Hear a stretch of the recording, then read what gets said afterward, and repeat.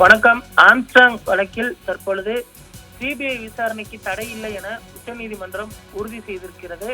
உயர்நீதிமன்றம் ஏற்கனவே சிபிஐ விசாரணை செய்யலாம் என்று தீர்ப்பு வழங்கியிருந்த நிலையில் தற்பொழுது உச்சநீதிமன்றமும் உயர்நீதிமன்ற தீர்ப்பை தற்பொழுது உறுதி செய்திருப்பது குறிப்பிடத்தக்கது.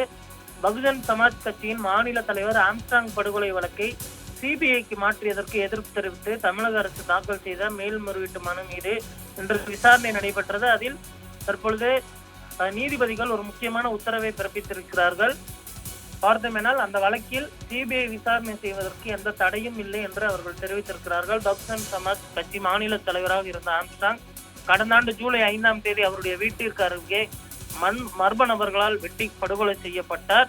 இது குறித்து செம்பியம் போலீசார் வழக்கு பதிவு செய்து ரவுடி நாகேந்திரன், அவரது மகன் அஸ்வத்தாமன், பொன்னை பாலு உள்ளிட்ட 27 பேரை கைது செய்தனர். அதில் ரவுடி திருவேங்கடம் போலீஸ் என்கவுண்டரில் சுட்டுக் கொல்லப்பட்டார்.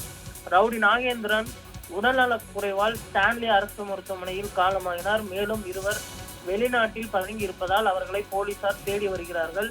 இந்த வழக்கில் அரசியல்வாதிகளுக்கு தொடர்புள்ளதால் வழக்கை சிபிஐ விசாரணைக்கு மாற்ற கோரி ஆம்ஸ்ட்ராங்கின் சகோதரர் சென்னை ஹைகோர்ட்டில் மனு தாக்கல் செய்தார். அந்த மனுவை விசாரித்த சென்னை உயர்நீதிமன்றம் ஆம்ஸ்ட்ராங் கொலை வழக்கை சிபிஐக்கு கடந்த மாதம் 24ஆம் தேதி மாற்றி உத்தரவிட்டது. இந்த உத்தரவுக்கு இடைக்கால தடை விதிக்க கோரியும் சிபிஐ விசாரணைக்கு உத்தரவிடக் கோரி வழக்கை ரத்து செய்ய கோரியும் தமிழக அரசு வழக்கறிஞர் சபரி சுப்பிரமணியன் இன்று உச்சநீதிமன்றத்தில் மேல்முறையீட்டு மனு தாக்கல் செய்திருந்தார்.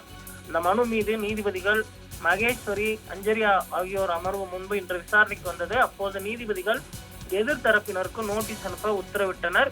இந்த நிலையில் சிபிஐ விசாரணை செய்வதற்கு தடை இல்லை என்றும் தற்பொழுது நீதிபதிகள் அறிவித்திருக்கிறார்கள்.